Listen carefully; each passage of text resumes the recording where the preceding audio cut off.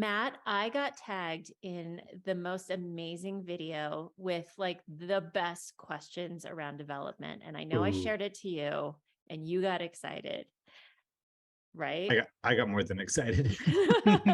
My mediumship's teacher just like went crazy. Yes. If I was a superhero, my mediumship spider sense would be tingling right now because it Y- was literally such a fantastic question that I think a lot of developing mediums go through. And I think that we just can't contain this to TikTok. I think No, it is such a spaced out question that 3 minutes on the longest on TikTok will not handle. So no. YouTube to the rescue, yo. And we wanted to really break it down and answer her question thoroughly. So first off, we want to thank Paige at Mhm. Metaphysics or Metamystics for submitting this question because it is, Yes. oh God, so well thought out and beautiful. So let's share her Yeah, beautiful let's do this. question. Okay, mediums, I have a question. Please help me out. So my evidential mediumship development has been led by Suzanne Giesman. I've taken a 2-day workshop and an 8-week course through the Shift Network, where she kind of teaches you to build a list in your mind of questions that you're going to kind of go through every single time you interact with a spirit. This includes their gender, their name sometimes, what they look like, what jobs they had, how they died, etc. And before development, I always just kind of thought mediums sat there and waited for the information to come. Maybe they do, maybe you do. Because I know everyone learns differently, so I'm just curious. Do you approach your readings asking internally the questions that you get from spirit? Asking questions and then relaying the answers that you get from spirit? Or do you just open yourself up to whatever comes through? So great questions. Awesome. Great Awesome questions. questions. First off, I have to applaud her for really going forward and getting some education first. Mhm. And then what I love secondly about what she's done is thought critically about the education that she was given and whether it resonated with her first. So I just Yeah, take a moment for that. anybody that goes and takes that uncomfortability around trying something new, and especially in like a development circle, you're my goddamn hero. First Yeah. and foremost, you're Yeah. my hero. Love it. So, about interviewing questions, the biggest thing, especially with when you are just starting, I think for me and how we work with a lot of our beginners is building an awareness of things. And it's not per se an interview question, Mhm. but building an awareness of what you are feeling. And sometimes I think when we are becoming aware to the spirit world or becoming aware to a loved one around us, we become a little bit overwhelmed by all of the information coming through. So if we kind of have some little tacts of like, what's their Mhm. gender, what's the relationship, how did they pass, interview questions, if you will, it gives us these things to pay attention to. So we might Yes. say, does this feel like a man or a woman? Does this feel like they were older or younger? What are some of the characteristics that are coming forward? Less so interview questions per se, but just things of building our awareness of as these things are coming forward. That's Mhm. how I would categorize them, or how I kind of work with students on building their awareness and so they can start paying attention to some of these things coming through. How about you? Same thing. I think it's very as you're developing, you're trying to establish who you're talking to, and I think uh, I always look at it as I'm not talking to a spirit, I'm talking to a person. And I think as we like live our lives and meet new people, we're always nervous, right? And nerves cause tension. And I think when we interview, and I know Dana, outside of a mediumship, you a boss and I'm a boss, and we have to interview people. And I don't know about you, but I'm just as nervous as the candidate, right? Because I want to find the right person and I want to find that really good, top talent. Right. So I think that when we go in with interview questions, it causes tension. It causes extreme tension because we should be in a passive state. We should be in a state of neutrality. We should be in a state that we're relaxed. And I think that when we're actively thinking of questions to ask the spirit world, we're causing tension and we're getting into our brain. So therefore, how much of the information is us versus how much of the information is the spirit world, right? But Mhm, we need some establishment of finding out who we have. And I mhm. know feeling is the language of spirit, right? And kind of tying it back to what somebody had said. I don't remember who said this, and I'm sorry if I can't quote you, but it's like being alone in your room, but not being alone in your house, right? And so you are very aware that somebody else is in your house, and you know that you're not alone, and you can feel somebody else's energy in the house. It's just feeling into who's there, right? So I feel like kind of like establishing the connection should be all about sensing the energy. Do I have somebody in my presence? Do I have somebody in my field? And just feeling into what that person's energy feels like first and foremost, right? Because I think that you can understand as a medium that you're sensitive to energy. Like you can walk into a room and tell if somebody's had a fight. You can walk into a room and tell if somebody's mad. You can read body language a little bit easier because you've been trained to be sensitive to that. Feeling into the person as they were on earth is the best advice I can give this question, because I think that when we are relaxed into something like that, we are in a lot more information that we don't need to like Q&A. I know in my development, I trained with the Journey Within, and that was a lot of the like, get the name, get the gender, get the death, get the cause and effect, or get something that they can remember. But like really, it was like honing in on like the description of the person. That is good fundamentally, but I can tell you in the spiritualist church, they're shying away from that now. They're being like, okay, that served its purpose. But I think like when you're actively developing at the very, very beginning, it's not a bad thing to try to establish, because you're kind of creating a language for yourself of like recognition. But it's not something that I would rely and continue on, because then your brain's going to want to be like, no, no, no, no, no, no, right? So just relax into the energy of that person. And I think that we kind of understand what relationships feel like, or personality traits. So that's kind of like my answer to that first portion of that Yeah. question, would be just relax into who they are. Everybody has an energy trace. Relax into it and just let your tension and any expectation just subside, and just be open to whoever you have and any information that you're getting, just trusting it. Like that's kind of where I would put that first part. I always try to tell people, especially brand new developing mediums, imagine that you are meeting this spirit person at a cocktail party or Hmm. somewhere for the first time, and it's just like meeting a brand new person for the very first time, and you're Hmm. just taking everything in.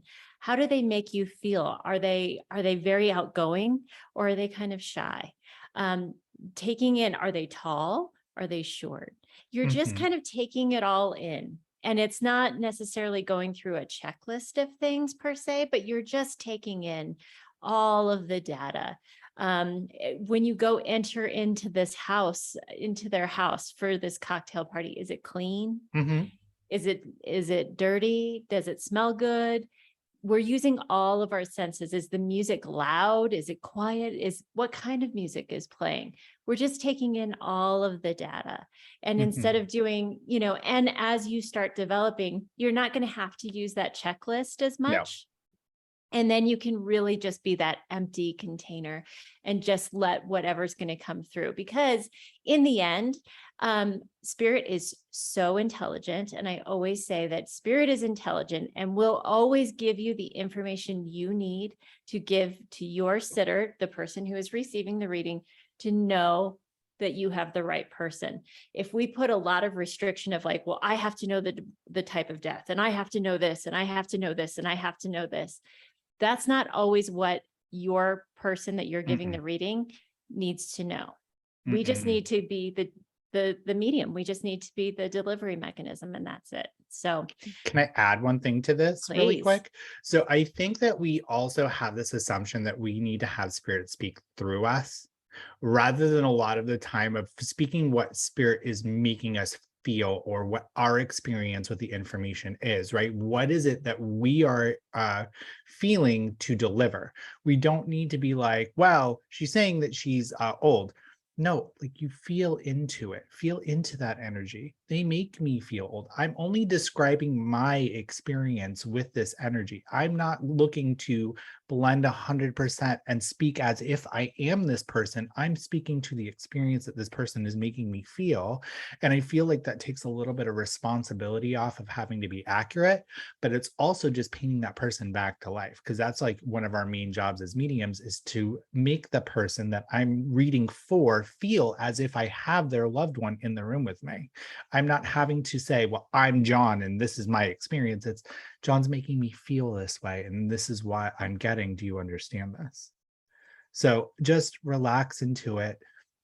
Have little to minimal tension. Describe your experience with the energy that you're getting, and just be open to the possibilities, because you're not limiting anything. You're literally letting spirit have like free game of the whole entire game of Monopoly without having to place the pieces yourself.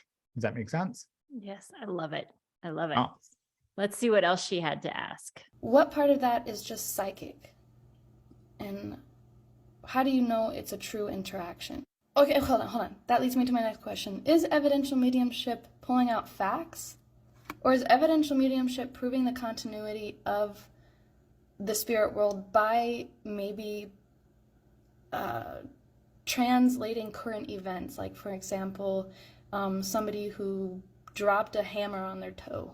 I love that. I love her. I love her. I love her. Paige, you have my heart. I love her critical thinking in this. So first off, the first thing that I want to bring up is, she said, is it psychic or is it mediumship? And I always want to say that not all psychics are mediums, but all mediums are psychics. Mediums use psychic abilities, awareness to pull through evidence from our spirit communicator. So, but we have to understand, when we are pulling information from our psychic community or from our spirit communicator versus when we are pulling it from our sitter or the client. So being aware of those two things is very important. And one of those two big clarifiers is, one of the things that is most frustrating as a medium is when we have evidence that is coming through from the spirit communicator and it can't be validated in the reading.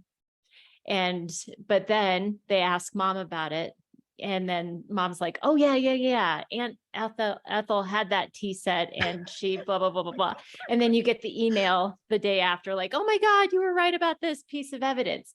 That's how we know that that wasn't psychic, because you didn't have that information in you. Yes. So that's the difference between psychic and mediumship. But it is very important as a developed medium to know the difference of when you are going psychic into your client versus communicating with the spirit. There's a couple indications that I would say from my own experience, and you can kind of take my experience for what it is. It's my experience. But I always know that if it's like more futuristic events or like things that are going on right now that spirit's showing me, and it has a hollowness to it, like, because once again, feelings are the language of spirit. So for me, I usually get a lot of confirmation from some like let's say I see something clairvoyantly, I'm going to feel into it and I'll get an emotion with it. Like it's like a knowing or anything like that. Usually psychism for me comes through as a very hollow, like I just know. It's more clear cognizance for me than any other clear out of anything else. So I think that it is good to know and decipher what it is, but spirit will communicate with you psychically. I think developing your psychism in correlation with your mediumship is really, really good. You don't want to handicap yourself one over the other, because sometimes if you just go straight mediumship all the time, you won't know the difference between psychic or medium, right? So it's going to be spirit playing around with you. And then if it feels hollow or it feels like very current events, it's most likely psychic. But it's also really good in case you want to work with cold cases, because you can remote view the location without tapping in mediumistically and gather a lot of information to help the medium side tie it up with a bow. Right? So you want to develop both. Do not handicap yourself on either, but really look for those notes of like how spirit's communicating with you. And when you're receiving some psychism information, how are you feeling it? How did it roll in? question that, start journaling it down of being like, yes, this was psychic. Yes, this was medium. Yes, this was psychic. And you'll start to trust the information and you'll be able to decipher it without even having the second guess of what's coming in. Yeah. Yeah. And it was funny because I was like, when it's coming from spirit versus when it's psychic. When it's psychic for me, it comes in this way.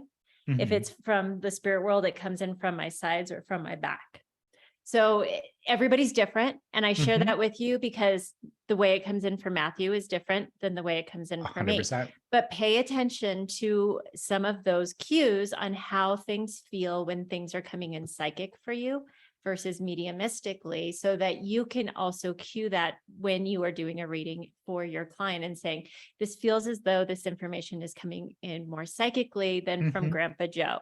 So understanding those things, but the spirit world will give validations of current events to say, I'm seeing a birthday cake. I'm seeing a chocolate birthday cake, blah, blah, blah, blah, blah. And you had chocolate birthday cake yesterday because yesterday was your birthday. And it's their way of saying, I'm still around. This is validation that I'm still around and still here with you. And that will come from the spirit world. So it's a hard line to learn how to navigate, but that's where development comes in.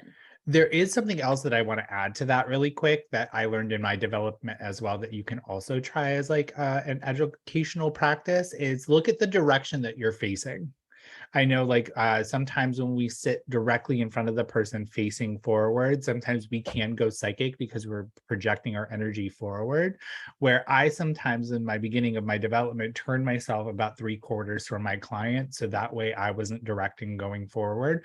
I don't do that anymore because now I'm like, I know the difference. But that is also something that you can try to play with is what direction are you sitting? What are you facing? Because the way that we project energy sometimes can pick up psychism a lot easier if we're directly going forward like a cone. Like I'm going like this, hey, Dana. Yep. And even if you don't turn your body, even turning your head to the side can also just kind of redirect your energy a little bit. So play around with those things. That's why development is so important. That's why development circles and having a safe place to play around with some of these things as you navigate and learn what your language is and what works well for you. She also had another great point of like, what is the purpose of bringing forward evidence? And is it the continuation of life? Like, why do we do mediumship? It's both. It's both of her questions were the answer, which was beautiful because she, I think this is just more of like, in my opinion, I love you, Paige, but I think it's just a little bit more of overthinking it, right? So we want evidential mediumship really at its foundational core is to prove the continuation of life after death in this lifetime. So not past lives or anything like that, but it's just to prove the survival of the human spirit by pulling out facts that are ungoogleable. So it's things that we shouldn't know that we do because it's proving that I have who I'm saying I have, right? So and it was beautifully like questions, but it's actually both in my opinion. What about yours, Dina? Oh, absolutely. And I think, there's a lot of different types of mediumship out there, but the one that Matthew and I do is evidential mediumship. And that means that we have to establish who we are talking to, and that you as the client or the sitter have to know without a shadow of a doubt who we're talking to before we're pulling forward any evidence or anything, or I'm sorry, any messages forward or anything like that. So it's not like, oh yes, I have your grandma here and she just loves you so much. We're going to be pulling forward a lot of evidence so that you know without a shadow of a doubt that first we've got your grandma here, that we have evidence that her spirit is still around and is still with you. And then if there are any messages, that's when those come forward. Yes. What I love about evidential mediumship is as we paint this person back to life by describing our experience with the information from the person on the other side, it moves a majority of the people that witness it.